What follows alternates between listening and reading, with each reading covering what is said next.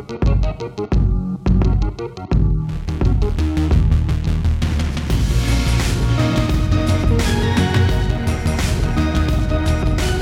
Nerf Herder, I'm Addy Thomas. I'm Ben Milton. Thanks for joining us on our final episode of Certain Point of View before Rise of Skywalker. It's not our actual last episode. Stop looking to the heavens like you're inspired. You know you enjoy doing this podcast. I love this podcast. But I, like you, am content in knowing that it should end. You know, we started just before Force Awakens, and we're wrapping up shortly after the Rise of Skywalker, and it just feels like just the right amount of time that this podcast should exist. It does, yeah. But we will return in a new form, like an awkward phoenix out of puberty. Or voice cracking. Yeah, exactly. Hi, everybody. Have you ever watched cartoons? Right, exactly. That's going to be Serial Killers. And we'll be back in the new year with that, sometime in the new year with that. But before we get to that, don't forget, you can check out other episodes of other fantastic podcasts on Certain Point of View from a number of people, but one popped out to me, and I feel like I didn't listen to this episode yet because I've never watched the movie for it, but Case put out an episode for Another Pass for Spice World. Yeah, I know. I actually wanted to listen to that because I've never seen the movie. I haven't either, and I feel like this feels like something that's missing in particular. Like there are a lot of movies that are far more important that I need to watch. I don't know, man. The Spice Girls were huge. Right? I kind of feel I need to watch Spice World and then listen to that episode. I'm not going to lie. I was a fan. Yeah. I like the Spice Girls. When I heard they were reuniting, yeah, I sent a message instantly to my friends Brielle and Danya, who actually listen to this show. They're one of like the 6 people that do. And I was like, Spice Girls on tour. Are we going all this? Like, are we all going? They're coming to DC.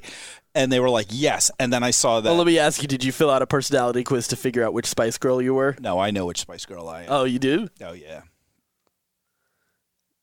I mean, I was hoping you would follow that up naturally. Oh, no. If you want to know what Spice Girl I am, you got to work for that. I don't just give that out. Girl power. I don't just give it away. No, but when Does this mean I have to get with your friends to find out? Yes, you do. You want to get with me, you got to get with my friends. If you want to be my lover. Oh, all right. Let's move on from that one. Anyway, so but I'm not go. We're not going. We decided we're not going. Why not? Well, because Posh isn't part of it. Okay. Like that's not all the Spice Girls. That's like I mean, it's missing. It's like I mean, it's like going to see the Beatles without John Lennon. I mean, that might be a bit of a stretch. Yeah, I thought that was a bit too much. But I mean, like, you get the idea. Wouldn't it be akin to the way like there's the Queen, like the Queen goes around now, and they've obviously Freddie Mercury's not around anymore, but they have like a dude who sounds. Yeah, but they don't even bother to put anybody in Posh's place because they didn't. Oh, okay. She's not a great singer. Then why is this is not even close? This is like at least the 3 steps down. Their biggest song, "Wannabe," right? Yeah. Posh isn't even in that song. She wasn't even in the studio when that song was recorded. Everything you say keeps on pushing a further and further divide between this and the Beatles analogy you made. Near the end, John and the Beatles didn't get along very well. That's fair too. But okay. Yeah. So my point is, so does that make? I don't. Wait. One of them is, I thought, married to an athlete, right? Yeah, that's Beckham. Yeah, Posh. That is Posh. Okay, okay. So are you saying David Beckham is their Yoko Ono? Yes. No. What I'm saying is, she's the one I'm the most interested in. I want to see the most. And since she's not going to be there, you've never struck me as a Posh person, though. Oh, I love Posh. Yeah. Yeah. When I was at GTS. Who was it? Somebody got me like a bunch of Posh Spice stuff. Oh, really? Yeah, because I was so into her. Was it a record rep? No, it was one of our coworkers. Oh, was it really? Who shall not be named. Of course, yeah. All right, well, I'm going to leave it at that because this was a little too far down the rabbit hole for me to be that interested in. I just kind of played along. Yeah, I get it. On today's the point being, though, you can find that episode of the Spice World episode of Another Pass on our website, certainpov.com. I even had a Star Wars related joke to open with. But I screwed it all up. I totally forgot what it was. Apparently, it isn't that important anyway. Yeah. So it had something to do with Baby Yoda, no doubt, though. No, actually, it wasn't. Oh. It wasn't this time. But that being said, just a quick preview of what we're going to be talking about this episode, because we got a ton. We've got our rewatch of The Force Awakens and The Last Jedi. Mm-hmm. We're going to be saving the most recent episode of Resistance for after Rise of Skywalker. Maybe even like a few weeks after. Just we'll have a couple episodes to talk about. Talk a little bit about recent episodes of The Mandalorian. Our personal plans for, what the day's going to be like. We're going to do a little bit of game planning for the day of Rise of Skywalker right here. But we also have, there was a little bit of an incident last week where there were some statements made by the cast and by JJ Abrams that were kind of overblown. We're going to talk about some of that. Yeah, right. There's a recent interview with Kathleen Kennedy about the future of Star Wars and some of the theories that we've got, along with some Joseph Campbell discussion as well. Joey Cams. Right? It's going to be a good episode. We started off with the Spice Girls, and we're ending with Joseph Campbell. Exactly. That really sums up this show brilliantly. Right? I know. That is a quintessential Ben and Addy podcast. I love this show. All right, so let's get kicked off with Force Awakens and The Last Jedi. We just kind of ran out of time. The prequels really slowed us down, and also other things that we just had to do that just kind of delayed recordings for us. But we kind of have to put Force Awakens and Last Jedi together for us to get this done in time before Rise of Skywalker comes out. Did you get a chance to rewatch both? No. No, I did. Kinda. I had it on in the background. Oh, did you? Yeah. I was pretty engaged with my rewatch. I love them. Yeah. I hadn't rewatched Force Awakens since before Last Jedi, actually. I've watched it a couple times. Yeah. I had watched it several times before Last Jedi. Right. But literally, I think the day we saw Last Jedi was probably the last time I saw. Oh, no, I watched it a couple times on Netflix when it was on Netflix, yeah. Yeah. So what'd you think? I love it. Yeah. It's so much fun. It was nice rewatching it. Yeah, it's just a fun movie and a great soft reboot. Like everything that we've said about this, I don't have anything new to say about this movie because it's still too fresh in a lot of ways. I know it's been several years, but there's nothing. I didn't really get anything new out of it. Again, I wasn't watching like super critically, but I was like, I enjoy this movie. I enjoy the beats. I enjoy the plot. It's it's a repetitive plot. We've seen it before, but I've seen a lot of things before that I like. Well, it's kind of necessary for the setup of what is going to happen in Last Jedi anyway. You kind of need a repetition of the reckless heroism of Star Wars before you deconstruct it. Right. So it is kind of the right move before that. So maybe I'm giving it more credit. Whether JJ anticipated that happening or not, right, doesn't really matter. It works. The movie works. Yeah, like, there's a lot about that movie that is just a lot of fun and works. Yeah, absolutely, and expounds the universe in significant ways. Yeah, it's such a delight to watch. That's the thing about it. Yeah. It's just it just has so much energy. The characters are all so charismatic and likable. Like your introduction to Rey is fantastic. Like you just the little pieces of like the life that they kind of establish there. Like she's scratching out a living, and like when she's sitting with the blaster helmet. Yeah, with the blaster helmet, and in the like just trying to survive. Like there's a certain joy and a longing to the character that is just like it's just very quickly effective and enough to get into the character. It's funny. I really do find it funny that there are people that just don't think she's a developed and interesting character, or she's less developed than Luke at the very least. No, not at all. Not at all. Like, if anything, she's got more going on than Luke did in A New Hope. Right, and like other things I noticed, I noticed before that Ankar Plutt, the quarter portions dude. Yeah. Like, he's the guy who's in charge of her, right? Yeah. And, there's enough references to, like, she spent time in the Falcon. She may not have flown the Falcon, but she's flown other ships, is implied with the way they've written it, but yet people seem to have a problem with her suddenly being a great pilot, and, effective fighter. They also did a clear job of showing that she was able to be an effective fighter. Which makes sense for the world that she's living in. Like an attractive young female is going to have to fight in that kind of scenario. Right. In which, you kind of think, I went back and, I was thinking, how can you take Luke seriously as a pilot? Like a fighter pilot. Yeah, all he did was drive a speeder. And he had his Skyhopper in Beggar's Canyon. Yeah, he was shooting wombats, yeah. But how did he suddenly figure out formations and all sorts of tactics? Yeah, and everything. He's never even played volleyball on Tatooine. How can you take him seriously as an ace pilot if he's never played volleyball with his other pilots, with the rest of Red Squadron? This goes back to what we were saying last week about the whole red letter media and the overanalyzation of film and culture and pop culture and stuff like that. Of some stuff you're just gonna have to calm down about. Yeah, which I really appreciated in actually the two most recent episodes. You may not have watched the most recent episode of Rick and Morty, but I did. Oh, you watched the snake one? Yes, the snake one. Yes, which super uncomfortable for me because I hate snakes. Even animated snakes are a problem for me. Every time I heard that hiss, I was like, no. It was 15 minutes of nothing but hisses. Right? It was so uncomfortable. I was I don't like this.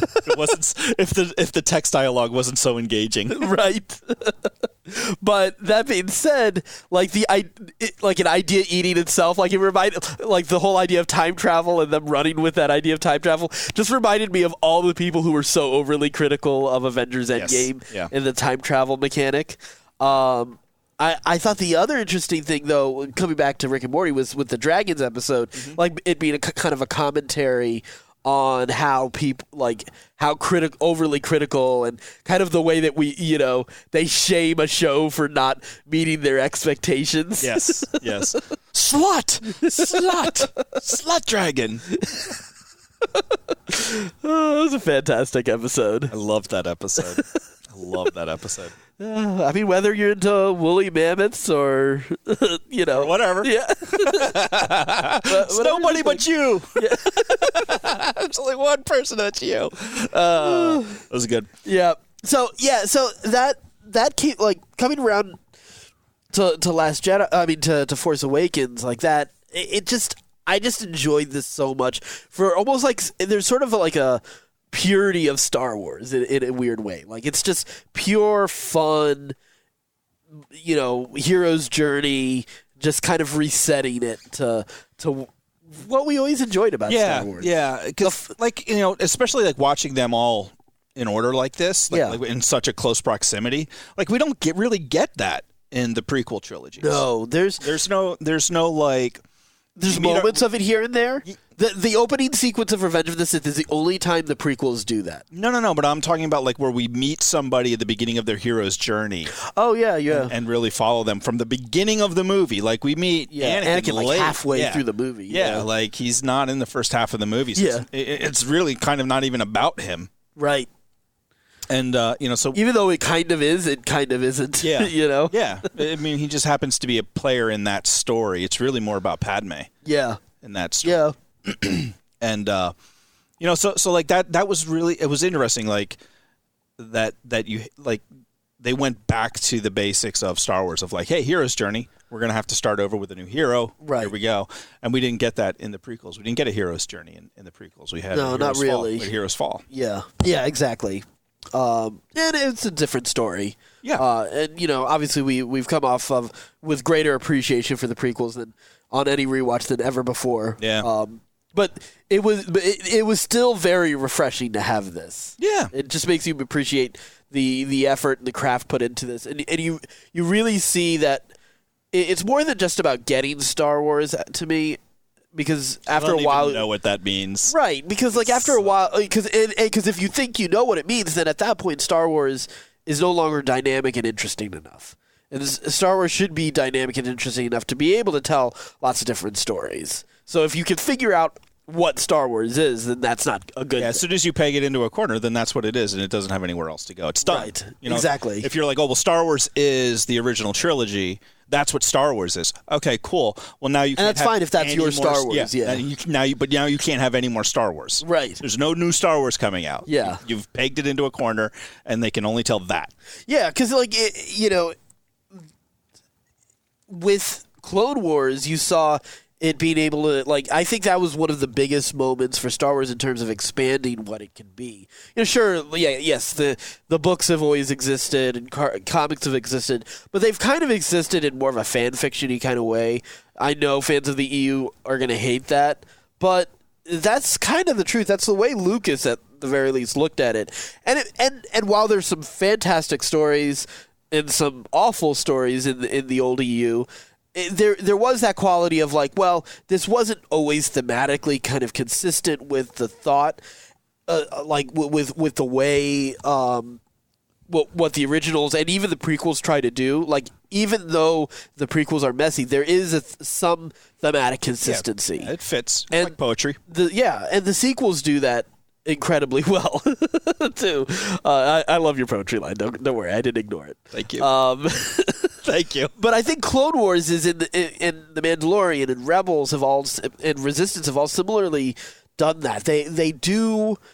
You still feel like the themes that are important in this world are still connected to this story, so that you can have a character like a Saw Gerrera, something complex enough. Can you imagine a world where a kid's cartoon has a character that's loosely based on Che Guevara and Fidel Castro, a revolutionary and hero who crosses lines that he shouldn't, and will eventually become something far worse, even if he at some point is fighting for right. That is so morally and ethically complex. Did you ever watch The Smurfs? Yes, I did. Okay. Yeah. Yeah, you didn't get that in The Smurfs. Yeah. But I mean, that's the thing. Oh, yeah, you're right. They deal with some really complex themes. But that's such a cool thing for an intended children's show. Rick and Morty deals with a lot of really complex issues. But it's not for kids. Definitely not for kids. That's clearly written for adults. Right. I can't think of a kids show. The closest Gargoyles. I've not watched Gargoyles, so I can't say. But I would say Voltron gets pretty close to it. The new one? Yeah, the new Voltron does. Also, you have some pretty interesting things happening in the Dragon Prince. Yeah, I'd say modern. Yeah. Yeah, because. But if you go back to 95 or earlier, not at all. Ren and Stimpy. Right, right. From what I've understood, Gargoyles does do that, but Batman the Animated Series definitely gets into that territory. The X-Men 90s series does. I will say that. Does get into that territory. The Spidey 90s series does as well. So your theory is full of shit. What? That there was no other cartoons that came before Clone Wars. Well, I guess it's just rare. It's just rare. This is part you just listed 6. Yeah, and I have a lot more that I could list right now. But a lot of them much more contemporary now. Right. But after that, but I think it did happen. I think it happened more than we and probably would initially think. Yeah. So maybe it's not a new thing, but it was a cool thing to see in Star Wars. But I guess it's a hallmark of solid storytelling. Yeah, every single one of those shows that we mentioned there are great shows. Except for Smurfs. Right. And that's because Smurfs doesn't deal with that. I'm sure you can extrapolate some deep stuff out of Smurfs too. We're gonna watch Smurfs. We will. We will watch some Smurfs. So some thoughts. The other thing that I found really interesting, and I felt this from memory, this is what I thought, but so it kind of confirmed it for me. But Rey is also completely on the defensive for most of that fight, except for the final moment of the fight on Starkiller Base. After she focuses. Yeah. And he's already wounded. Right? And they make it very clear he's wounded. Yeah. And struggling. Yeah. So, God, it's so funny that our fan culture is so overly analytical and sensitive. Yeah.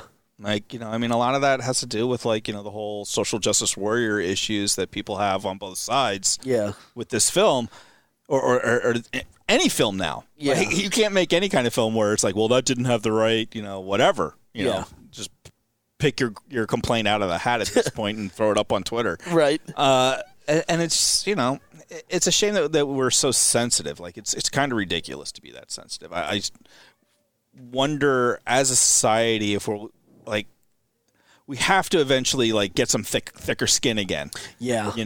To be able to move forward, because if we're constantly walking on eggshells about everything we say, think, not only currently but over the past 2 decades. Yeah. And anything can be brought up, and you can be shamed and outed for anything at this point in time. Yeah. Like, you can't really progress. You can't tell great stories. You can't tell interesting things. Like, out of that will come that, because it's going to lead to oppression and suppression and anger and all that stuff, which and you see it flaming up on both sides, trying, like, it's a race, it's an arms race. Yeah. And it's sad. And I think that probably, like, things like this kind of lighthearted storytelling of Star Wars can be a bridge for a lot of people. Like it may not be Star Wars, but Star Wars kind of did that in the 70s, where it was like this whole thing that everybody was able to come together on. Right. And maybe the Avengers was the most recent one. Yeah, where everybody was in on it, and everybody was like, yeah, we got to be part of this. Except the time travel addicts. Those guys, man. I mean, they know things. Like, they watch. They know how it works. They watch PBS. Yeah. They've seen this old house. So they have at least one working power drill. Right. So they're clearly mechanically inclined to be able to understand how to even put together a machine like that. There's just so much for us to learn from those guys. Yeah. It really, really is. They're going to prove one of these days. They're a gift we just don't appreciate enough. They are. I mean, we should listen to them, because they're going to prove one of these days that the Earth is flat. Yeah. That's the kind of person that we're dealing with, and we should look up. I love that you just equated flat earthers to Avengers time travel critics. It's the same like ridiculous mentality. Yeah. To be like, there really isn't much of a difference. Like, it's just like, clearly there's a part of your brain that doesn't work. Yeah. Like, where you're just not able to process logically. Like, you like, the highway is going like the Autobahn through your brain of thought. And then all of a sudden it's, a fork in the road, and the Autobahn would keep going this way, but that's a dead end. And this one goes off to like some crazy artistic part of your brain that doesn't use logic. Yeah. And that's what these people are. Yeah. That's how I describe them. Oh, man. So to continue on with this one, with Force Awakens, it's funny. Like, so two things, carry over from Force Awakens that carries into the criticism for Last Jedi, right? It's usually Snoke and Rey's parentage. Mm-hmm. This movie really doesn't spend a lot of time teasing Snoke. You just know he's the supreme leader. That's all you got to know, and just look at him. Yeah. His title, his name, and his look alone is all you need to know about that guy. Yeah. Bad dude. I find it fascinating. Yeah. I find it fascinating just how enamored people are about Snoke. It's I don't have any more words for that. I think we've said everything we can about that. Rey's parentage still goes back to expectation. Yeah. Right? Like, people are they're coming into it knowing like how big of a deal the Emperor was in Return of the Jedi. Okay. And they're just like projecting That's fair, they're projecting that all onto Snoke. Yeah. And we actually I think we get a little more of Snoke than we did of Palpatine in Empire. Oh yeah, for sure. So without a doubt, it's kind of silly, but yeah, I just think people just wanted a very different movie. Yeah. With Rey's parentage, though, I do think it's funny that the movie that Force Awakens pretty explicitly says that your past kind of doesn't matter. There's nothing there for you anymore. It really is kind of weird that people think it should be a bigger deal. And it's not to say that it won't be like Rise of Skywalker. There's Abrams has said that he's not taking away the idea of everyone should have access to the Force. He definitely likes that in Last Jedi a lot. But he did say that there is to some extent going to be some explanation of her origin. Right. But it seems more in terms of a purpose sense rather than an explicit, like, this is your genealogy. She's a Kenobi. Right. That's the thing that bothers me the most about the, like, who are raised parents people. Like, they're just, like, they're so beholden to the names that they're familiar with. It's a familiarity issue for them. Yeah. Which is ironic because then they usually complain about how familiar The Force Awakens was. Like, right. I really think, like, in a lot of ways, like, and I think you said this about somebody where you said, like, they just don't know what they want. Yeah. You know, they don't know what they want. Like, they want it to feel familiar just and relive their childhood of Star Wars. But when you give them that, they're not happy. And then when you give them something else to expand on that, they're not happy because it's not what they like. They don't know. Yeah, they don't really know. And I kind of feel like that might have been me in the prequels. Yeah, of like not really knowing what I wanted, and that's why I was so disappointed in them. Yeah, ultimately, I really got that sense this time as I was watching it. Those prequels this time, I was like, oh yeah, like I just really, really expected something very different. Yeah, out of Star Wars for sure. And I was pretty hard on the prequels, and I still don't love them. Yeah, but I like them now. Yeah. So maybe there's hope for all you Last Jedi haters out there. You know, maybe they'll be able to fix that part of your brain that doesn't work. Yeah, I'm scared they won't be quite as willing to admit it. Just because their hate is so much more well documented this time around. Yeah, because before go back on it. Yeah, exactly. Whereas, like, only if you were a really nerdy were your opinions on forums. Well, it's the kind of thing, prequels. Well, it's the kind of thing that I think like should be brought up in presidential debates right. years from now. What was your position on the Last Jedi? Rey's parentage. I have a tweet here from 2018. If it would please the court, I would like to submit such document. It'd be fantastic. Yeah, no, I like it. It says, "Dear @JediHumper 69, Rey's parentage is all that matters. Go fuck yourself." Yeah. # Monday mood. That's the quality of the discourse right now. Yeah. And that person could not run for president. I don't actually in today's climate. Yeah, no, I don't know. I feel like they probably could. I think they probably are. Yeah. Speaking of which, we mentioned his name last week, and I'm going to bring him up again. Yang Gang. Yang Gang. This is our Yang Gang shout-out for the week. We need our Yang Gang stinger. Should be the official podcast of the Andrew Yang campaign. Okay. Because we're the only people in media who are talking about him. I don't know. YouTube is loving him. Yeah, for sure, and they should. I put up a post out today that was like something about like screw the Democrats. I can tell how to touch the Democrats are by the fact that they didn't that they're having a debate on the night Star Wars opens. Yeah, I saw that. Not your post, but I saw that they're doing it. Yeah, there was somebody. It was somebody else who was funnier than me, and I just copied it and pasted it, and I gave him credit. But I saw today Yang said that they're taking donations all day because they're in the final push for their for a campaign or whatever. Yeah, I don't really pay attention because I'm not a Democrat, but he said that if you donate in the next, before the time limit's up, that you go into a raffle to go see Star Wars with him right after the debate. No way. Yeah. No way. Yeah. He knows his people. I was like, this is my guy. And I just told you, I'm not a Democrat. Right? You're not. No. Yeah.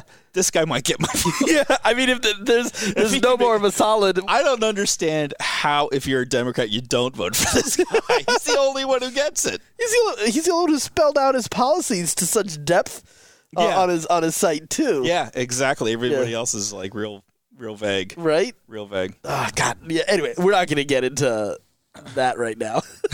That's our other podcast. What? I don't know about this podcast. It's the political one that we're going to do. Yeah, we're not doing a political one. Not under our real names. I wonder if anyone can recognize our voices. Why nobody's heard this podcast. No, actually, yeah, you're right. Never mind. That's a very good point. Anyway, so moving on to The Last Jedi. So that rewatch, I've rewatched this so many times. Like, I know this movie pretty damn well at this point in every beat. But man, I enjoy it so much every single time. It speaks to me. Yeah. It really does. It's fine if you don't like this movie. I do think you've got some problems if you don't, personally. But I think that's only because at the end of the day, I really feel like this movie feels like it was made just for me. And that's an experience that I think is unlike any other. You know, there are plenty of great movies out there that I enjoy, and some fantastic ones, some fantastic experiences, day one experiences. Like, I still the experience of watching Avengers Endgame this year was fantastic. Spider-Man Into the Spider-Verse was great. But The Last Jedi speaks to me on so many different levels. And just in terms of the kind of things, like the way I'm challenging certain beliefs and the conclusions I've come to, like, this movie is my movie. Yeah. And even beyond it being a Star Wars movie.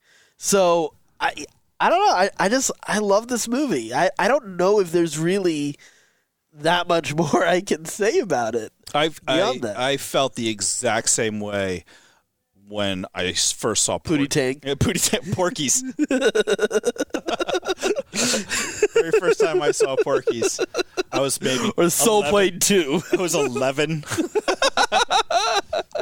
It changed my life. It changed the way I saw the universe.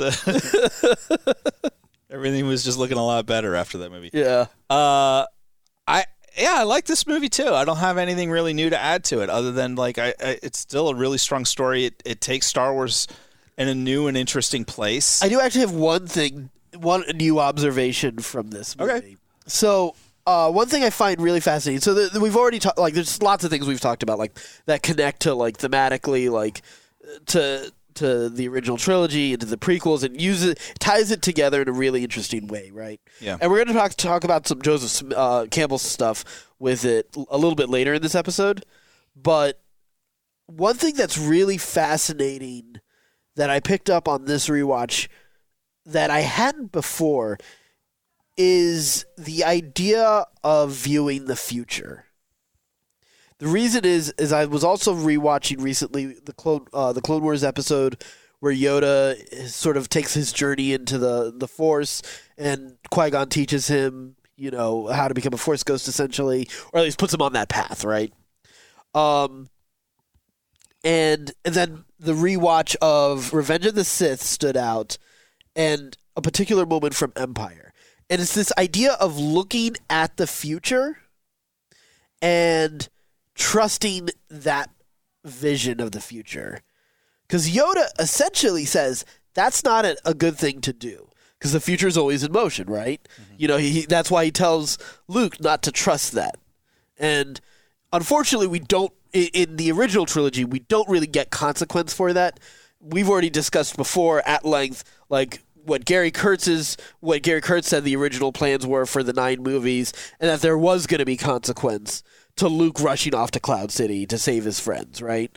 That it was going to come back to bite him and add to him becoming a little bit more bitter. But in the version that we got, Luke ends up, you know, making the right gamble. He makes the right gamble. He, you know, counts on love of his father to stand out. So it's still a fantastic message, right? Similarly, you have Anakin in Revenge of the Sith, who's he has these visions. In one case, the visions came true in Attack of the Clones, and so now he's so afraid and so fearful and so driven even closer to hold tighter in all of his attachments. But because he's so trusting of this vision of the future that he has, it drives him down the path to that future rather than letting him make the right choice, right? Right. So Similarly, a lot of characters in The Last Jedi have that problem, or at least have to tangle with that issue, right? Mm-hmm. So you have Luke, very obviously, he looks at a future that Kylo Ren is potentially going to have. And his instinct, the same instinct that makes him light his saber and go nuts on Vader in Return of the Jedi, he has that moment of fleeting anger, which is exactly what happens in Return of the Jedi. Yep. He has that moment, and that's the moment that pushes Kylo Ren down that path. So, and then Luke continues to go down that path by staying away from the fight, by exiling himself, right? And not just by exiling himself, by cutting himself off from the Force as well. So you have that. Then you also have Kylo Ren kind of does a similar thing, and Rey both do a similar thing. Because when they both touch hands, they both have visions of what they think is going to happen. And they both even have that exchange in the elevator. Oh, I'm going to save you. Right. No, when the time comes, you're going to join me. Yeah. They both tell each other that when the time comes, you're both going to join me. We're going to unite. And it literally happens, but it doesn't play out the way either of them want to. Because Rey wants it to be like, I'm going to be able to redeem you the way Luke redeemed Vader. And Kylo's like, I'm not going to go down. You're going to see the world the way I see the world, you know? Here's the one that I didn't think about. Snoke is guilty of the same thing. Because Snoke does the exact same thing when Kylo manipulates him. Because he looks and he sees, I see the resolve, you're going to cut down your true enemy and everything. And he's relishing in it because he's gotten so cocky and he believes, because up until this point, he was able to manipulate Rey and Kylo Ren perfectly. And he's so bought into his hype in that moment and relishing it that's where his downfall is. And I thought that was so fascinating because what's even more interesting is apparently, and I'd like to see if they ever do anything more with this, or maybe it's in the Count Dooku story in the audio drama that they did. But apparently, Sifo Dyas, apparently he and both Dooku were actually and I don't know how much of this is now legends versus how much of this is still canon, but apparently Pelagus appeared as some, and now I really want to read the Plagueis novel, but apparently he appeared as some wealthy dude, had a bunch of different shell companies, and kind of manipulated Sifo Dyas and Dooku and talked to them about, hey, there's going to be this violent conflict and the Jedi are going to need an army desperately. That is an absolute necessity that the Republic is going to need.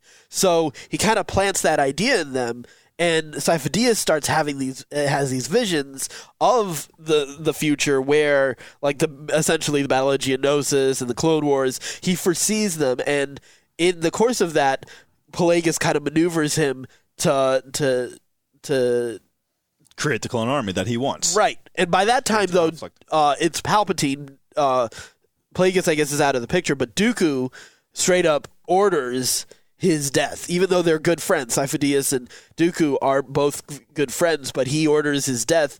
He manipulates him to order the clone army, and then he murders him.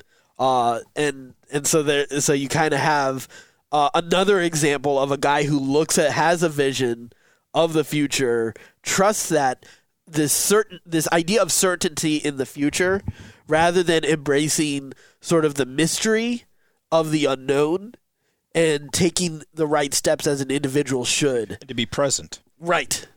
Very mindful of the living force. Yes, exactly. God damn it, Qui-Gon is the best. Always somewhere else your mind is. Right?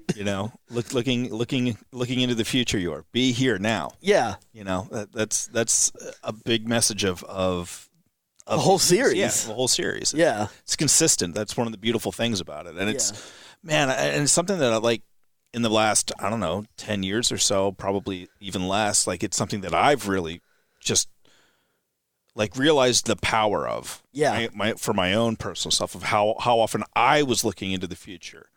Of like, oh, well, if I could just do this, if I gotta do this so I can get to here, to get to here, instead of being in the moment and not appreciating things as much as I could have, because I was always thinking about the next thing. I'm like, okay, I got that. Now what's the next thing? And it's not to devalue having vision, but it is to say you need both, but more importantly, you need presence.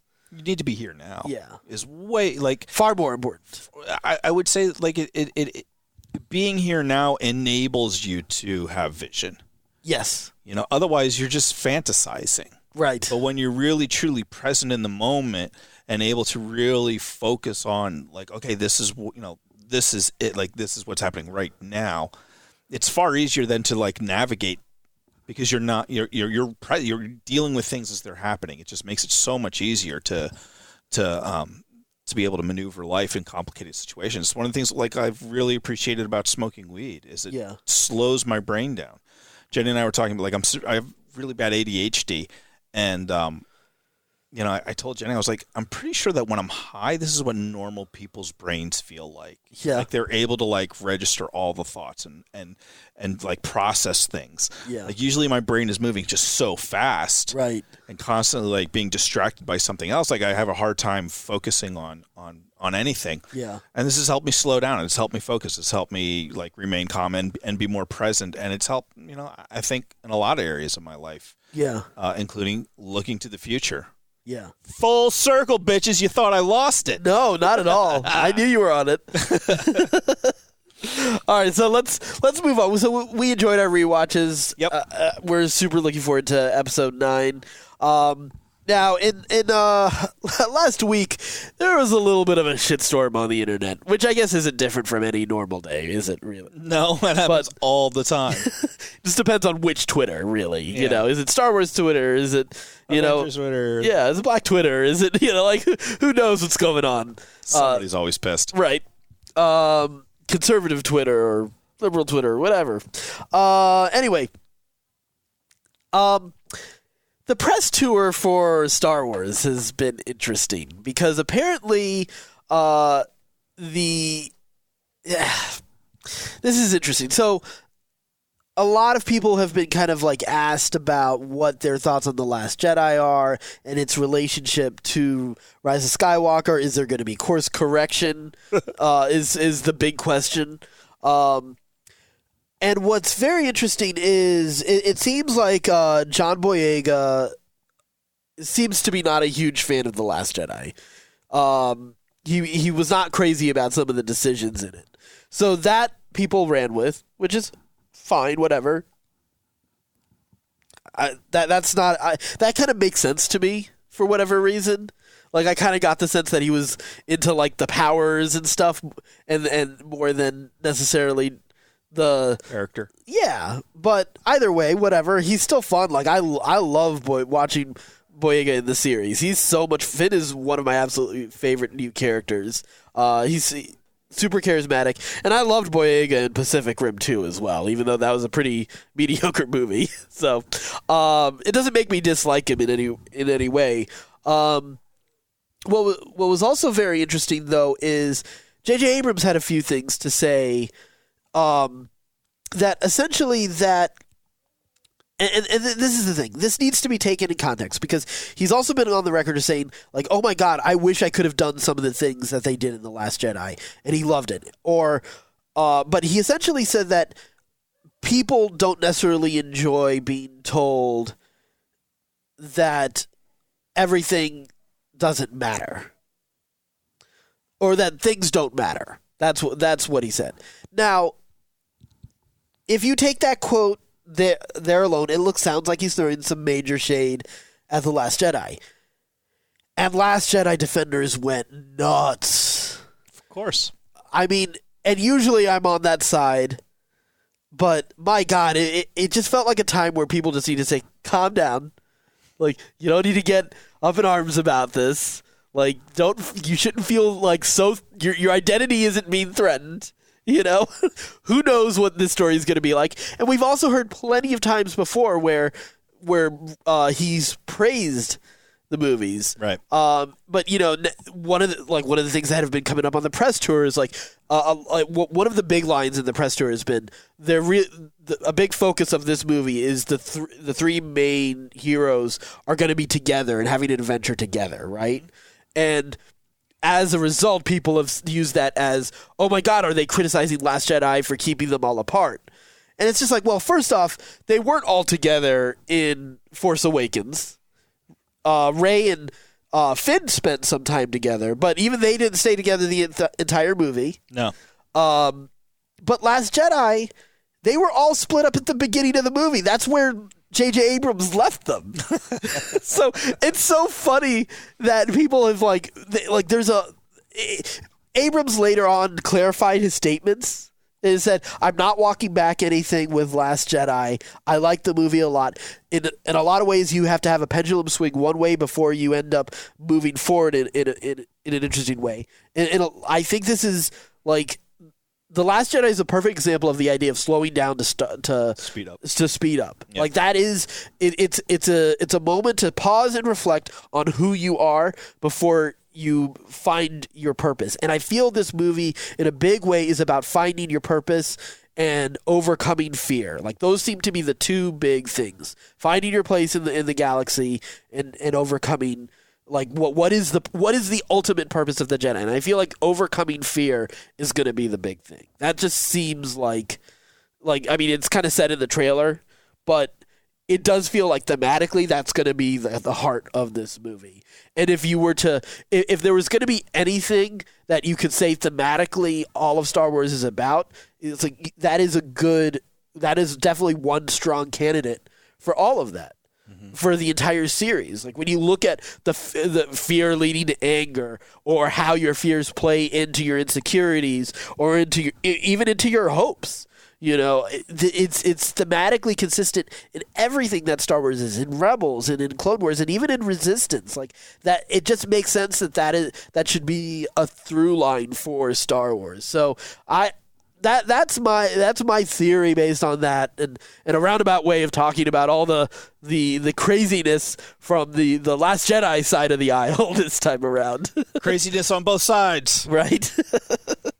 Everybody's a little bit to blame. So that was that was interesting because it was a Facebook group that I actually really like a lot too. Yeah. Because they tend to be a little bit more level-headed, but they were going nuts. Like, oh my God, is JJ Abrams about to ruin everything that Rian Johnson had done, and all sorts of, it's just like, oh dear God. And like then people were going back down the route of like, oh my God, well, JJ Abrams has never been good at doing at anything because apparently I guess people have forgotten the fun times they had with JJ Abrams. That's because Lost was not the ending that we all necessarily wanted. But the more I think about it, it's better. There are problems I still have with the ending of Lost, but it actually is better when I think about it more, to be honest. Yeah, I have to go back to it. Yeah, I actually want to. Part of me wants to do a rewatch to that. Yeah, there's our new podcast, Lost Rewatch. Yes,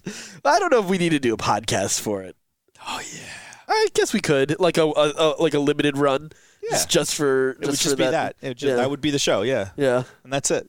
Maybe we might do that. All right. I'm not opposed to that. I would love that. Yeah, that'd be fun. Because I feel like once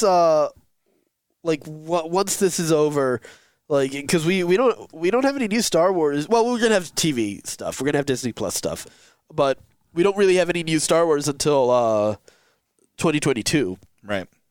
Speaking of which, Kathleen Kennedy had an interview in the LA Times. Where she was talking about sort of the future of Star Wars. So I did want to talk a little bit about that. We know right now that Project Luminous is the name of the publishing initiatives for next year, the post Rise of Skywalker world, in terms of books and comics. So very fascinating.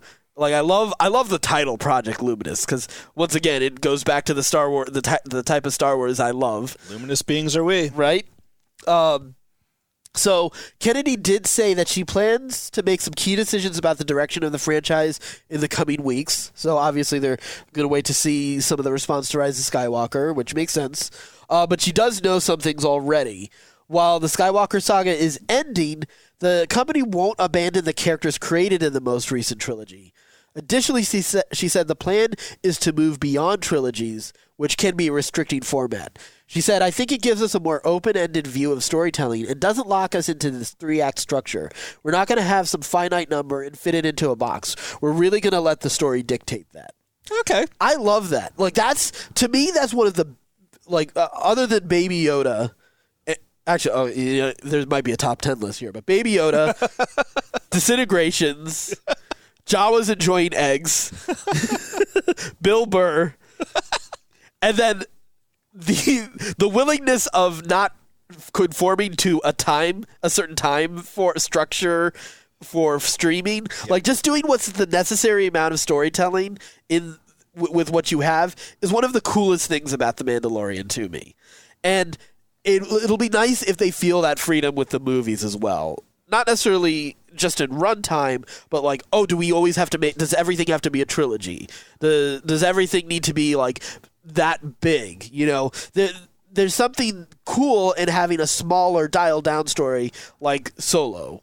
Or maybe Rogue One, as much as I love Rogue One, could have been a little bit different if they had focused it and not tried to make it like it's. I feel like some of the things that compromises Rogue One is trying to make it feel like the originals fit in, like they tried to force it in to like it was a square peg in a round hole in some ways. Because they had instead of really embracing the war movie aspects of it or really embracing some of the characters the way that they should. Everything just kind of like moved so that they could get the data onto the ship. Right. It was checking. There was a checklist instead of character arcs. Yeah. You know, and you do have fragments of character arcs in that. Like I think Cashin is the only one with a fully realized character arc. Unfortunately, Jin doesn't really have it, but you can see the elements there. Just it doesn't quite gel together.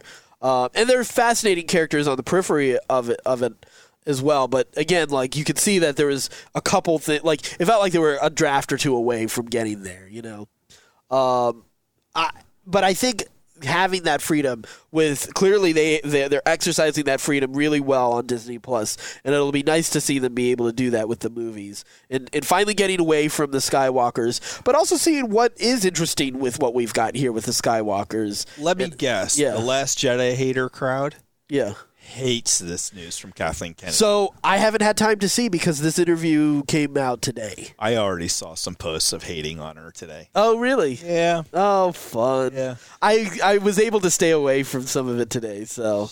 Yeah. It was, I was like, really? Yeah. For that? That you're like, she's ruined. And it was straight to she's ruining Star Wars. Fuck that bitch. You know, like, just like the typical. It's so frustrating to me. Like, you think she is the most successful producer in Hollywood. There's not even a question of it. Like, Kevin Feige is insanely successful. He's having a hell of a run. He is. But when you think about the diversity of projects that she's had, God, I can't. And the names that she's worked with. Right. Like, associated with. I can't imagine what you have to do to earn, like, that. Well, I mean, she's earned it, and she has it.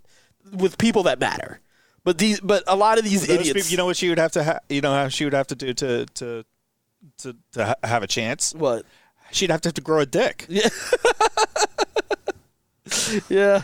I mean, that's really what it. Like a lot of that stuff ends up feeling like it's just like a sexist bias because and we're usually the last people to run into that. Right? Yeah. Like, I hate calling people any kind of ist. Yeah. Like, but. That seems to run rampant in that. God, that is frustrating. In the F. Kathy group.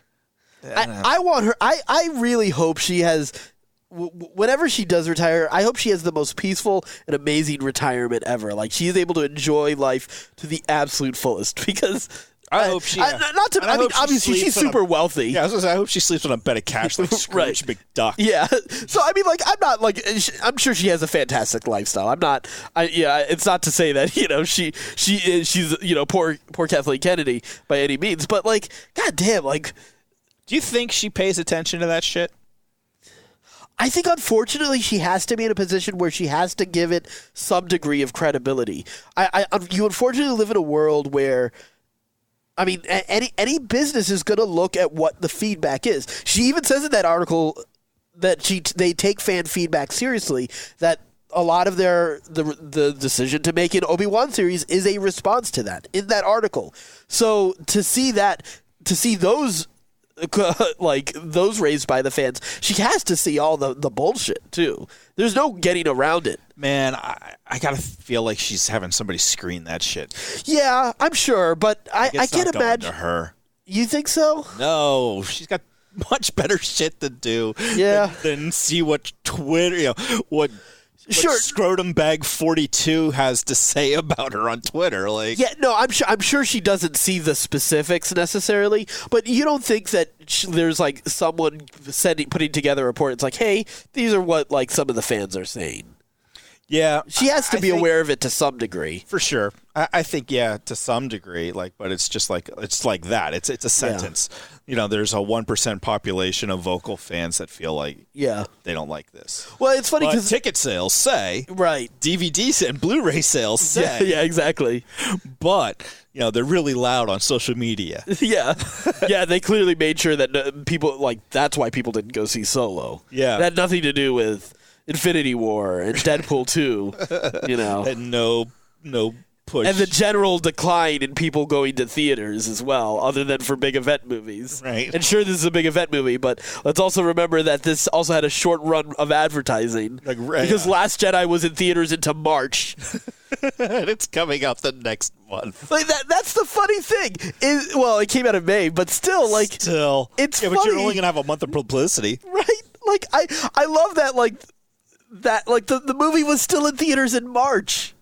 It released in the middle of December. It didn't lose money, did it? No. Yeah, so what the fuck? No. I'm talking about Last Jedi. Last Jedi came out middle of December and was still in theaters into March, which is why they didn't start the advertising until March. Still advertising Last Jedi because so many people were still going to see it. Yeah, thank God that boycott was going on. Otherwise, that damn thing would still be in theaters. Morons. Oh my God. It's just fascinating. It's not to say that I'm not guilty of creating my own reality where The Last Jedi is amazing, but it is so funny how very easily you construct your own reality, and no matter what, you just are selective. Yeah, identity and reality go hand in hand, right? Yeah, and you select the facts that support that. Yeah, you select the facts that you want to see for your identity. So you select the reality you want to reflect your identity. Exactly. I mean, and for me, that's why Last Jedi enjoyed shit right there. God damn it! We need a poop joke. We need a poop joke, quick. Or we need to do a philosophy podcast. No, we don't need to. We don't need to. Wait, you're coming up with too many podcast ideas right now. Well, first off, we need money if we're going to do that many podcasts. We don't have. We have jobs too. No, this would be our job. We would just talk about different shit all day long. Yeah, I mean, I'd be down for that. I would totally be down. I would be down for that. Oh man. So anyway, so moving on from Kathleen Kennedy and all of that fun stuff. Mandalorian. Oh my God, Bill Burr! That was a fantastic episode. I continue to enjoy every episode. Right now, if I had to pick a favorite, I think I still like episode 3 the best. The one where he decides to rescue Baby Yoda and the Mandalorians come together to rescue him. Yeah. But my God, every episode is so fantastic. Yeah, I don't have a favorite. I love them all. Yeah. I love them all equally as if they were my own children. That's not true. I don't love my own kids. You still got to choose one kid to rescue first. Exactly. The house is ablaze. That's a great point. The house is ablaze. There's one you're going back for. The other kid is second. That's just how it is. Well, yeah, exactly. It's going to be second. I was going to say, yeah. It's not that you don't love them. Yeah. It's not that they aren't special as a part of your family. But the love is not equal. Right. Love is not equal. That's just how life works. So the Mandalorian. So we had a fun a jailbreak episode. Yeah. So continuing along with like our tropes of fun storytelling. It was kind of, you know what it reminded me of, and I laughed about it as I was watching it. What? It reminded me of the Rick and Morty heist episode. Son of a bitch, I'm in. I didn't think. I kind of wanted him to say that. I was hoping the entire episode he would. You son of a bitch, I'm in. Or for the Clancy Brown Deveronian. Yes. To say it. Yes. Something like that. Somebody needed to say it. Right. It would have been the best. I will say, so one, the crew was fantastic. We had the guy, the leader of the crew was the guy who was Flash from Batman Begins. Mm-hmm. We had Clancy Brown as a Deveronian, which was awesome. Yeah, he looks great. I know she was in Game of Thrones and in Harry Potter was the Twi'lek. Yeah. The droid was played by Richard Ayoade, I think his name is. I can never remember his name. He's from the IT crowd, and he's on a bunch of stuff too, apparently. But that's what I always remember him from. Yeah, I was just watching a cartoon he was voicing. It's like Apple and something on I forget. Yeah, yeah. And I was like, oh, I know that voice. Yeah. So yeah, he was on the episode. And then, of course, the headliner is the Bill Burr. My God, I love that man. Right? One of my favorite comedians, for sure. So funny. Right now, definitely at the top of his game. Oh. And his star continues to rise with The Mandalorian. And he is a fantastic leader for this group. And I love that he's an ex-Imperial sniper. And when they try to make a joke about stormtroopers and bad aim, and it says that I wasn't a stormtrooper, I thought was such a fantastic meta reference. Yep. Oh, that was really good. That was really good. That was brilliant fan service right there.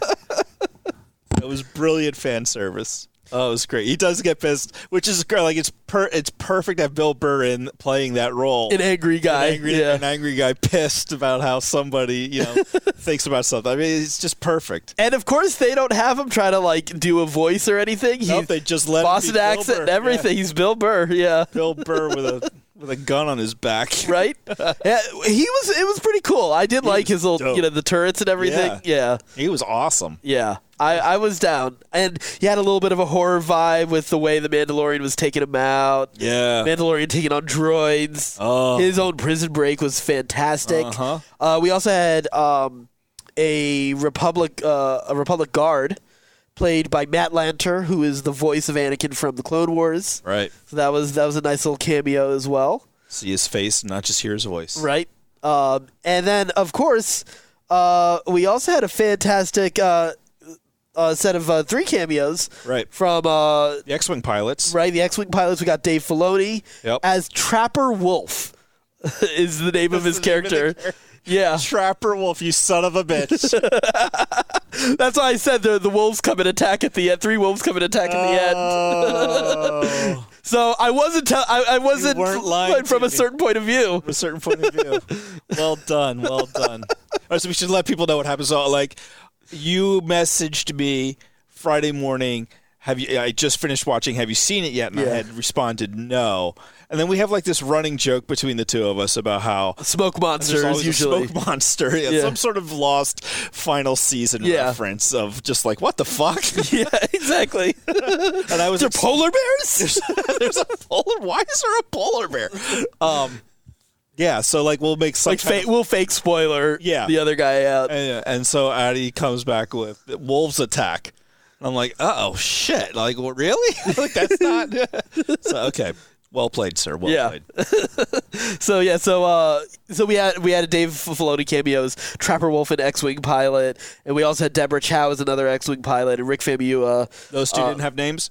They did. I don't remember Deborah Chow's. I think Jib Dodger was Rick Famuyiwa's. I love Star Wars names. Star Wars names are the best things ever. They're just 3 nonsensical, not even words, but just sounds. Right. Throw them together. You got a whole name now. Yeah, so I mean, we had it was just a fun episode. I had a couple I mean, I don't know. Like, I guess sort of the backstabs with this kind of episode where like you have a crew of people that the Mandalorian was formerly associated with, and he's moved on from, and the kind of people he's trying to separate himself from. Right. So it was. I thought it was very revealing in terms without having to show the Mandalorian go from that senseless murderer to who he is now, watching over Baby Yoda. You were able to get a sense of, it's a nice, effective way of showing where a character once was and where he is now. Yeah. Yep. So I thought that was a nice piece of character development without having to necessarily do some of what would take a lot more time. Yeah, exactly. So I was really happy, of course, that Bill Burr's character and well, the Deveronian and the Twi'lek are all still around.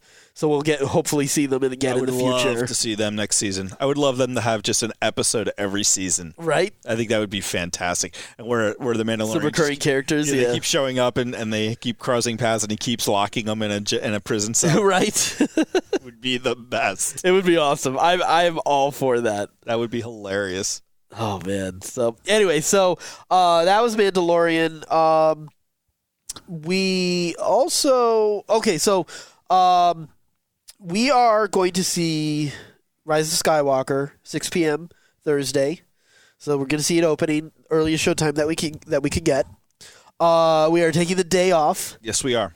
And I've been thinking about, like, okay, what do we want to watch the day of? Like, I'll bring my Switch so we can play some video games too. But I figure we'll watch some Robot Chicken Star Wars because that's always a good, like, palate cleanser. Okay. For us before going into Star Wars, I think. Yeah. To clear expectations. Yep. To just remember, just have fun with this thing. This is a silly story. Right. Enjoy it. But I do think that there are some Rebels and Clone Wars episodes that I kind of want to watch. Okay. We'll see how many we can get through. Okay. But I do want to look at stuff like the Mortis trilogy. Oh, okay. The Yoda's Force trilogy. Uh-huh. So those are the two Clone Wars ones. Okay. As for Rebels, I kind of think Twilight of the Apprentice. So the finale, season 2 finale, 2 episodes. So that's the one where they go to Malachor and you get Maul and Vader and Ahsoka at the Sith Temple and the Inquisitors and all. I think it's such a good story anyway. Okay. Then the one I'm not sure of is.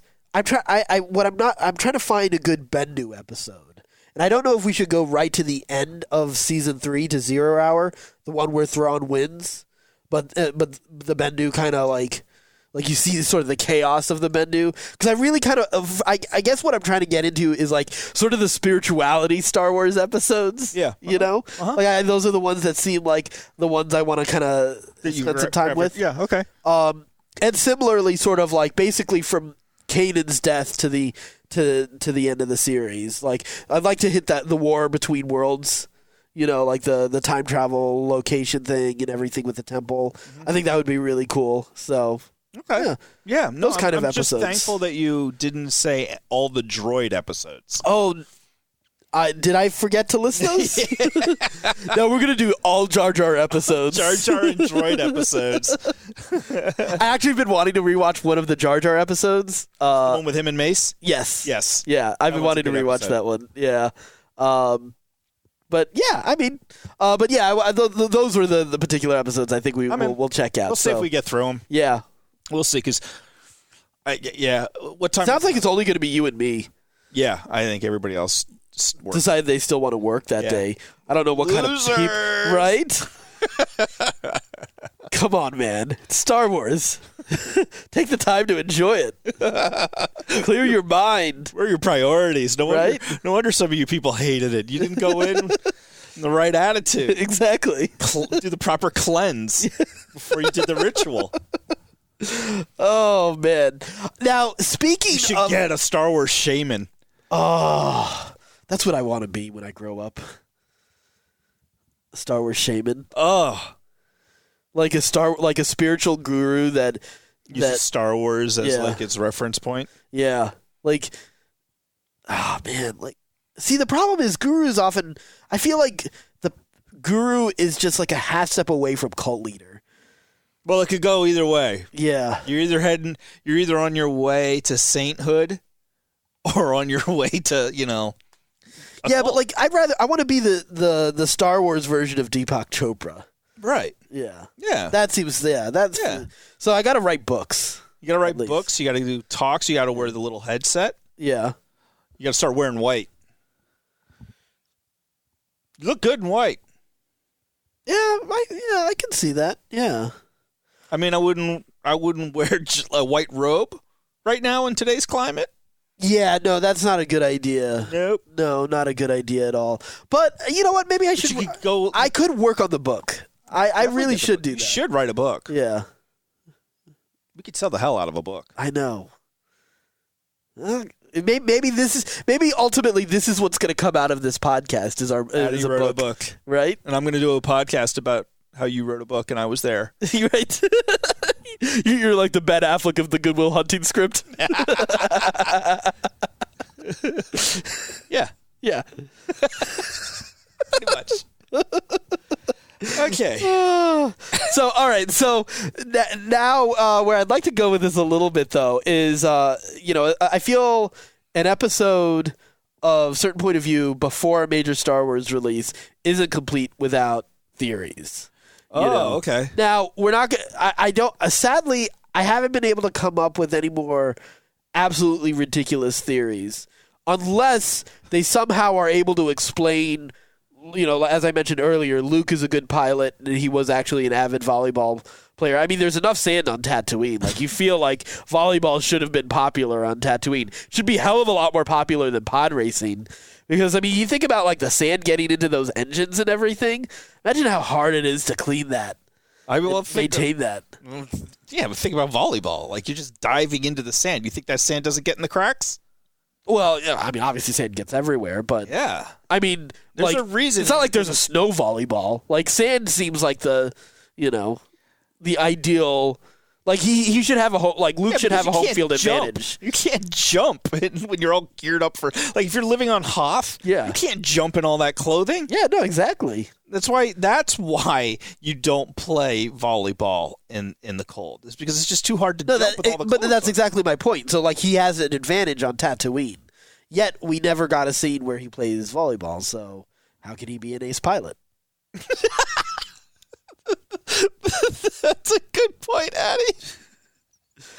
Isn't that how this works? Yeah, this is movie logic, right? You've nailed the logic of these arguments perfectly. So the only reason I'm stuck on this is because I'm prepping for an episode of I'm going to be on Real Movie News and Reviews with Hans later. Be ready, Hans. And there was the new trailer of Top Gun, or Top Gun 2, sorry. And apparently, like, I saw, like, there's a clip of them playing volleyball in this again. Like, oh my God, like, seriously.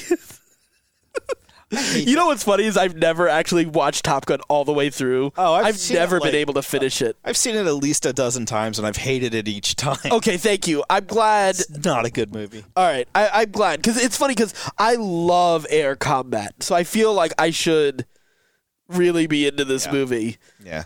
But I've never been able to do it. No.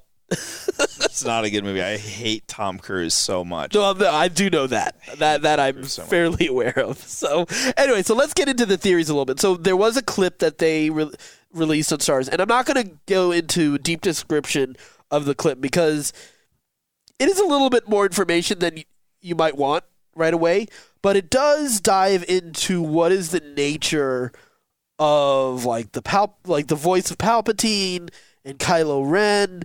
And we see a couple shots that we've seen in previous trailers, including a planet and a Sith temple. And some of the things that are very interesting is the way this planet looks. It looks a hell of a lot like Malachor, the planet where the Sith temple is at the end of Season 2 of Rebels. It is also part of Knights of the Old Republic lore, where there's a major battle between the Sith and the Jedi to stop this reality-altering weapon, essentially, as the Sith were trying to get control of it, or to set it off. even the way, like, I don't know if you remember this, but in the Malachor episodes, like, they land on the surface, but it's a very thin surface. Yeah. And, like, it breaks through. There's several layers, and you see the different, like, the layers of history almost, which was really cool. There's an elevator, like an elevator platform that Kylo Ren descends on when he enters sort of a temple that has sort of like the floating temple look of the Sith temple there. So it definitely has that, Sith temple vibes. There's even statues that look a lot like Darth Bane and Darth Nihilus. So like it definitely, like, ancient Sith evil is the vibe I'm getting. Right. So how I've been saying for the longest time that this threat from the unknown regions was going to be a threat for a future movie? Yeah. I actually think so. Maybe there is a threat that is separate from this. But one thing, I was doing a little bit of research, and so it's about what this unknown threat is, and that apparently Palpatine was the only one who was able to hear it, and he believed it was the source of his power, the source of the dark side, that it was a greater power than he had known, and even Vader couldn't detect it. Now, it might be separate from this unknown threat necessarily, unknown regions threat, because I know you were saying that the threat is going to be the Chiss. I don't think that's right, only because Thrawn is motivated to join the Empire because he wants to protect the Chiss from that unknown threat. So here's a little bit I was reading about. So the nature of the unknown regions is super chaotic, incredibly dangerous to navigate, and no one has survived attempting it. It's been harrowing. They've often have to take short hyperspace jumps through the chaos. It's like navigating a dangerous maze at full speed. This is from one of the remnants of the Empire trying to survive in the unknown regions. There were superstorms, strange creatures out there in the blackness of the void. There was another thing that was interesting. So in the Tarkin novel, the Emperor, like I said, believed it to be the source of his powers, and it was somewhere in the unknown, rolling chaos of the unknown regions. And in an effort to find it, he established a navigational mechanism using ancient machines at the Jakku Observatory, which took 30 years to finish its work. Which I think is very interesting, because timeline-wise, like, that sounds like it would be like that. Like, again, Jakku is important. Rey's presence on Jakku, I don't know if there's any sort of connection in all of that. So if there's something about, maybe was there a purpose for Rey that we weren't aware of? Maybe even like did her parents sell her for some, like, to make money easily? Obviously, the whole idea of her selling her for money. But maybe what were they getting from that? Will we find out what that is? If we do, if we don't, it doesn't really matter. But just something to kind of think about as they are talking about the idea of Rey trying to find her purpose, and they're going to be some sort of answer as far as to where she came from. What's also interesting is Palpatine apparently would not allow himself to be sidetracked from his goal of unlocking the secrets many of the Sith Masters before him had sought, the means to harness the powers of the dark side to reshape reality itself, in effect to fashion a universe of his own creation. Not the mere immortality of the sort that Pelagius had lusted after, but the influence of the ultimate sort. Sidious is after something long sought by the Sith, power over reality itself. So, I don't know. I just think that's really kind of fascinating. That apparently, so there's also a storehouse on Jakku holding artifacts from ancient civilizations. There's some more stuff about, like, in one of the more recent Thrawn books about Thrawn and Vader going on a mission to investigate a disturbance in the Force from the unknown regions. So I do feel like with all of this that there is, let's see, this unknown region's threat or whatever Palpatine detected might be what this sort of like is an embodiment of the dark side of the Force, right?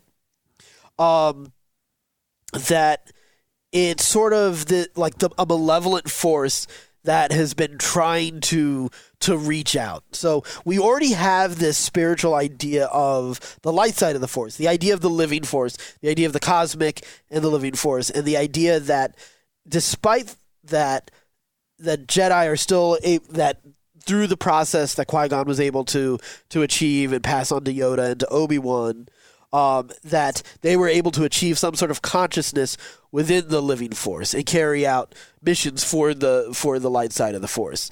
And maybe similarly, what we're seeing is not Palpatine himself. That Palpatine is dead, but that there's a remnant of his consciousness, that there's a remnant of Vader's and of Boyega's and of Dooku and of, Bane and whoever else, or it's just or whatever that malevolent force is just mimicking. Right. Or using those as tools. Right. So that, I don't know, that's just sort of my I like that theory a lot. Yeah. I really do. Because it bothers me. It kind of bothered me a little bit that they're bringing Palpatine back. Yeah. I love Palpatine. Yeah. And I'd be fine with them somehow bringing Palpatine back if it works. I like it better to be like it is just a manipulation. Right. Because that's how the dark side works. Mm-hmm. It's fear, and it plays on your fears. Mm-hmm. Yeah. Yeah. And then, this thing, let's just spoil the trailer. 3, 2, 1. Like it says, in Palpatine's voice and then in Snoke's voice and in Vader's voice, I've been the one who's been talking to you this whole time. Right. He's talking to Kylo, yeah. Yeah, so if it's not, what if it's not Palpatine saying that? It's something pretending to be Palpatine. It's something that pretended to be Vader. It was something that worked through Snoke. Yeah. And manipulated Snoke. But it's like a corruption of the dark side of the Force. If I was to, it's not that. Oh, interesting. Yeah, because there's supposed to be balance between dark and light, right? Right. But what if it's kind of like, and I'm going to use a WoW analogy. So unfortunately, if you're not into WoW, this might not make sense. But you have like these ideas of like, well, death is an important realm of existence, and life is. Mm-hmm. But we also have within it like this idea that, like, we have the Emerald Dream, but we have corruption within the Emerald Dream, right? What if it's that, the Emerald Nightmare kind of idea, Interesting. Yeah, maybe. It's God. This is such a big idea. I don't know if they can really do it in a movie. I know, right? Well, it's the kind of it depends. You can do some of it surface level to just say that evil has been trying to do it, like the dark side of the Force. Like if you equate it simply to the way the Force ghosts on the light have been working all this time. Right. All you really have to do is a dark side Force ghost that shifts like from Vader to Palpatine to Snoke to it doesn't have to be that complicated. You can expand on that idea in Project Luminous. Yes. Yes. Because Luminous beings are we, and you can also have dark side version of that in a sense. Yeah. Interesting. I love that idea. Yeah. I really do. I hope and it may not be that idea. Who knows? But, Well, if it's not, it ruined my childhood. That I just had 5 minutes ago. Right. But, I think that's such a cool, it makes sense. Yeah. It makes sense, and it still ties, it doesn't shit on the direction that Rian Johnson went. Right. Like, it actually just takes it to the next logical step. Yeah. Because, again, it capitalizes, because something we've mentioned in past episodes is the idea that Force ghosts seem to continually be getting more power to affect the physical world as well. Right. So it almost seems like the next logical step in that progression is to have the dark side be able to do that too, and maybe in a way we don't expect. And to greater deal, like we see having them manipulate Rey and Kylo together to do something, or whoever to do something. It looks like there's that knife that artifact. We have that. In the comics, we've already had a little bit of that with Darth Momin's mask. Like the idea, like there is already that pre-existing bit of lore in the current extended universe where there's a remnant of each Sith Lord in their mask as well. So what would Palpatine's be in? He probably imbued his essence into something, and maybe it's that dagger. Maybe. I just had oh my God, I would love this if this happened. It's not going to happen. Yeah. But if it did happen, where you have the big lightsaber battle between Rey and Kylo. Yeah. She defeats him. Yeah. Like just straight up defeats him, and so now it's whatever this new Sith thing is. Yeah. Comes to fight her, and Luke pops up, and we get a big, huge Luke lightsaber battle with whatever the new bad guy is. Oh, that would be insane. How great would that be? All the fanboys would cry together. Oh, yeah. I mean, it would be just like a shower of cum in a movie theater. It would just be like fountains going off at the Bellagio. Oh my God. Oh, that's not an image I want to have in my mind, but for the sake of the podcast, it's a fantastic analogy. Oh my God, that would be amazing. How great would that be? Right? It would tie everything together. Yeah. It really it seems like you're saying, like the Force ghosts are getting stronger. Yeah. You got Yoda. At this point, then you would have Yoda, Obi-Wan, and Qui-Gon who would be able to coach and teach Luke how to do it. Yeah. And he could just pop in right as as the bad guy's about to get the death blow on Rey. Luke shows up. Wow. Yeah. And then there have been drafts of Return of the Jedi where Obi-Wan and Yoda were going to return to physical form. Or check this out. As Luke is fighting this being, he keeps shifting between Vader, Anakin, and Palpatine. That is kind of cool. Oh, that'd be so dope. Right? Oh, it'd be so dope. Yeah. Like the legacy playing out right then and there. Yes. To protect. Yeah. Yes. I'm fascinated to see what they're gonna do. Oh, that'd be so dope. Yeah. I do like that a lot. I actually really do like that. Make it so. So as we're going to wrap up after this one, but while I was looking into all of this, I think I mentioned I came across some interesting Joseph Campbell stuff. And okay. One isn't directly related to Star Wars, and then the other one is. But it was... I was really fascinated, after having a couple interesting conversations with some friends who don't like The Last Jedi, I was kind of frustrated with myself, at first with them and then with myself, with okay, why is it that I'm getting so frustrated with Last Jedi conversations? We can't get past the discussion, everything is a discussion about is it a good movie or not, as opposed to can we get into a discussion of its meaning instead? Right. We were able to do those discussions with the prequels, despite the quality. We were able to actually talk about destiny and choice and all sorts of other fascinating ideas. And for me, obviously, Star Wars is deeply personal and spiritual, and it does connect to my faith in big ways. And obviously, as we've said before on this podcast, we've come from a background in Christianity. I do believe my beliefs have gone past that, but I still feel it's very strongly rooted in those ideas.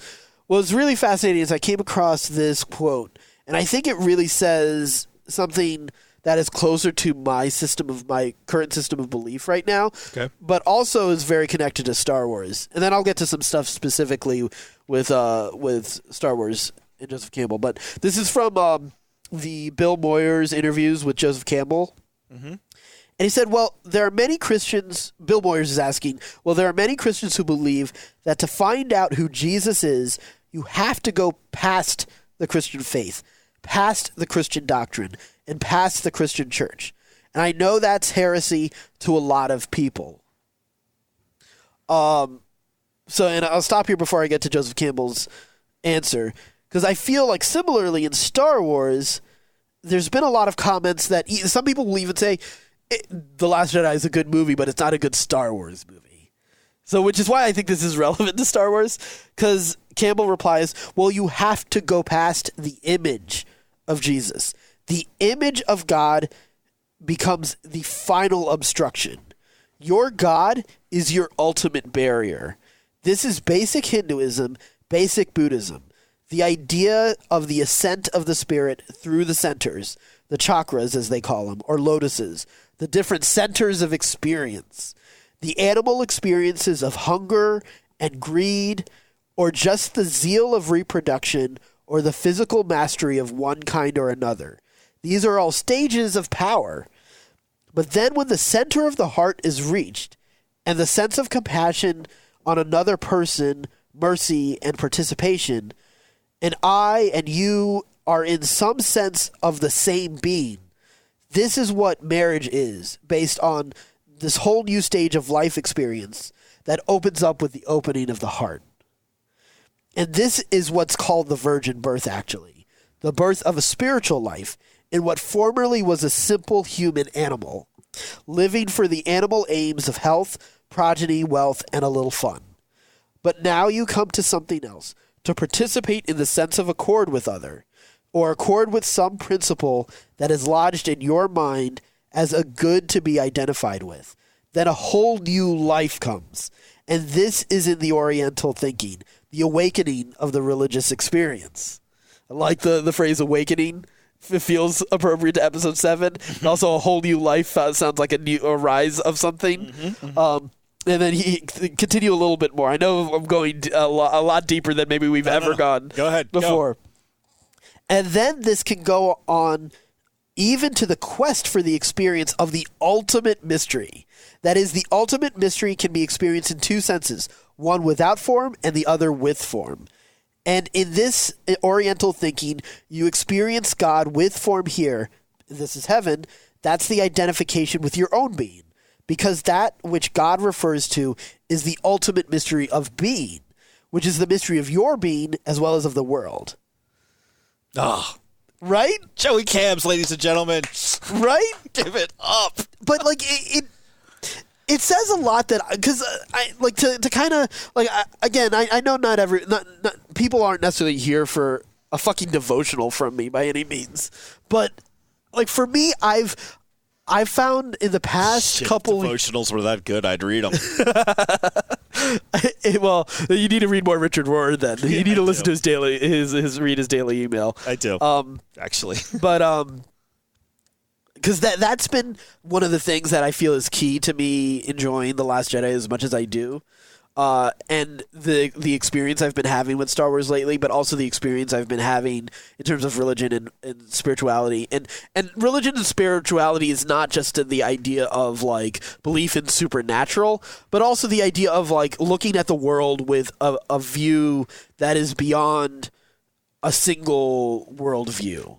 The idea of looking beyond just science and just human emotion, but looking at all of those things and what matters in all of that, you know, because science is freaking important. Like that, it is part of spirituality. It's part of the equation. It's right. Not the whole thing, though. Spirituality to me isn't saying that science is wrong. Right. No. And it's not it's only in the last couple hundred years that it's been separated. Right. And it's not a Puritan ideal of like, oh, we need to stop doing all these things that are fun. Or things that make you feel like you're less than someone else. Like that Puritan ideal of shaming other people is something that's become so tied to religion and that's specifically Christianity. Right. Yeah. But even like that sometimes extends to like that's sort of a spectrum that's within each religion too, you know. Oh, for sure. So it's having the idea of like finding God and embracing the mystery, being willing to see that there is form and not form to it all. You know, I think it's so fascinating. But more than anything, I really like the idea that he's talking about. Like, some of this is more apparent, at least, in Hinduism and Buddhism and the Eastern sort of frame of mind. Not to say that they have everything. They don't have some sort of exclusivity to the truth, but there's certain things in our individualism in the West, and I don't think this is exclusive to just Protestantism. I think this is also true in secularism in the West. In the idea of, I think rugged individualism isn't tied exclusively to Christianity, and there's something important in being an individual, but there is something also important to some of those Eastern thought processes and the value in tradition. Because for a long time, I've always looked at something like tradition as like, oh no, that's something you got to avoid, because tradition is automatically going to be wrong, because you're just holding on to it because it's about what came before it. But if you look at ritual and tradition, maybe look at the purpose of it and see what in those traditions and those rituals should be preserved.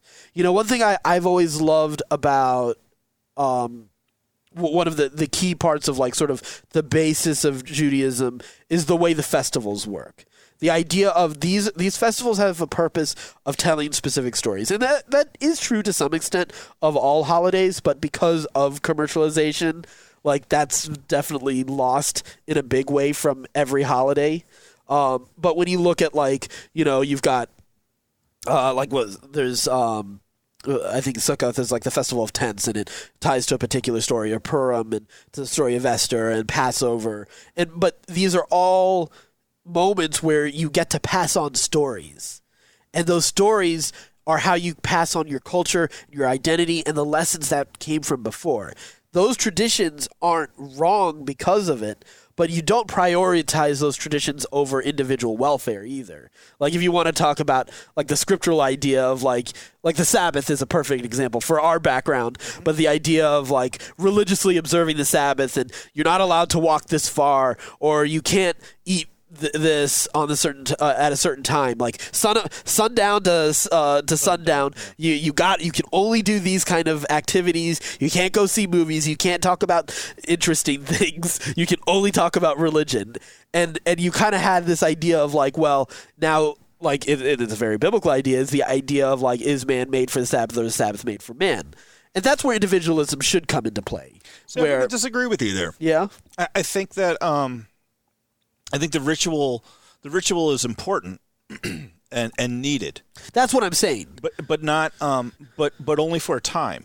So yeah. The problem that I have with ritual is that people hold on to them. Yeah. The goal doesn't seem to be in the modern Christian church to continue to evolve and grow. The goal seems to be like, let's just get you here, coming here every week and being involved in the church and doing whatever, but not really evolving and shedding that stuff to go to the next level where you don't need that stuff. That's true. No, I see what you mean, but like I guess that's the Buddhist idea of like you're constantly going up the ladder. Right, but I think you're talking on two different things. I think one, the ritual is there for a culture. Ritual is there for the purpose of whatever that ritual's purpose is. Like that may be culture, it may be religion, it may be shit. But I think, though, there's been an overcorrection, too, to sometimes say, oh, like, we shouldn't do any of this because... No, I'm saying we should. Yeah. I'm saying it's required. Yeah. That you have to go through... Those stages. And if you skip one, you fuck the order up. Right. Well, things get wonky. The point I wanted to get to, though, with that is that I think, because I come across a lot of people who sometimes are there for, like,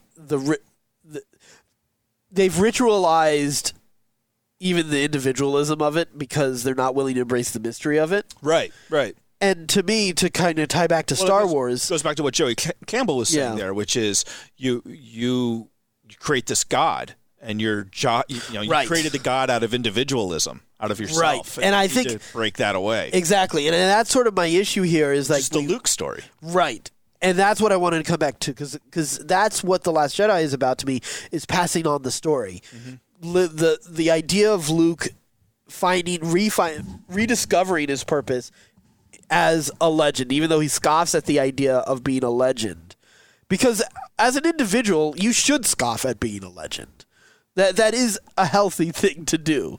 Otherwise, you're buying into your own hype. Right. But you also need to see that your actions can inspire other people. And there is an importance to legacy. In the same way that Vader's actions result in so much heartache, not just for the people around him in his own lifetime, but for this generation after him. And this generation after him is having to deal with the fragments that have been left behind from all of that. So I guess what, in a roundabout way of talking about the ritual and all of that, is what I'm trying to get to is the passing on of the story is sort of is so important. And we sometimes throw that out because we look at, in the past they made these mistakes, and anything that was associated with that has to get thrown out. And I think we need to acknowledge those mistakes. Again, I feel like ultimately this is the message of The Last Jedi is, hey, the Jedi were incompetent and corrupt and got complacent and made major mistakes and were ultimately a failure, but we can rebuild out of the lessons from that. We can acknowledge their mistakes, but we can do something new out of it. Instead of getting stuck on the mistakes like Kylo Ren does. Because Kylo Ren just wants to destroy it all rather than build something new out of it. I thought something that was very interesting was an interview. I read a piece of an interview with Lucas about why he was so focused on making a story that was positive and uplifting is because he believed to affect change, you have to show the direction that you should go into rather than just criticize what's wrong. Yeah, Kylo Ren is essentially cancel culture. Yeah. Really? Yeah. Like, just cancel it. I don't want to hear about it. It's got to go. It's got to go. I'm offended. I don't like it. It's got to go. Like, that's Kylo Ren's position. Yeah. That's really where he's at. Yeah. Destroy it all. Destroy it all. And that's, and there, as you go, like, that's the odd thing about spiritual growth, if you will. Yeah. Is like, in order to go to the next step, the place you're in has to be destroyed. Yeah. Like you can't hold on and go to the next place at the same time. Like right. You have to let go. It has to go away. And that's hard to do. It's why most people don't do it. And it's not it's hard. It's difficult the way that the churches have developed and grown as an organization and as a business model. Yeah. Like it's challenging for the leadership to encourage that kind of behavior and saying, hey, look, you should be spiritually mature enough that you don't have to be here every week. Right. You don't have to be here 3 times a week. Exactly. And giving tithe and extra offerings right. and everything else. But instead they want to preserve those things. They want, and frankly, I mean, well, those things need to be preserved because that needs it needs to be there for the people who need that in that moment. Actually, you should be trying to evolve past that. You know what? I think you're going too far on this because I just realized, especially now that I got to start my Star Wars guru thing. Yes. I need to make sure I'm going to be able to raise money for a jet. So let's pump the brakes on this. Fair enough. Jedi Master. And I do need a guru name. Yes. Creflo Dollar's a little too on the nose. Too on the nose, but maybe D'Angelo Bitcoin is what I'll go with. Oh, a D'Angelo Bitcoin. Yeah. Yes, Jedi Master D'Angelo Bitcoin.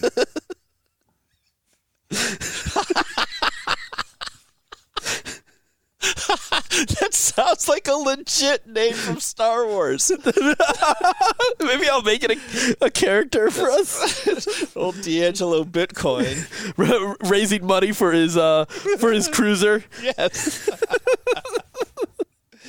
Oh my God, that's amazing. All right, so I know we've gone long, but I do want to do one more thing. So, continuing with the Joseph Campbell idea and coming back around to Last Jedi. So one thing is interesting. We've talked a lot about. I've talked about how Rian Johnson goes back to the idea of Star Wars being a pastiche, like going to movies that inspired him, going to Kurosawa, World War II films. All of that is kind of used to create The Last Jedi.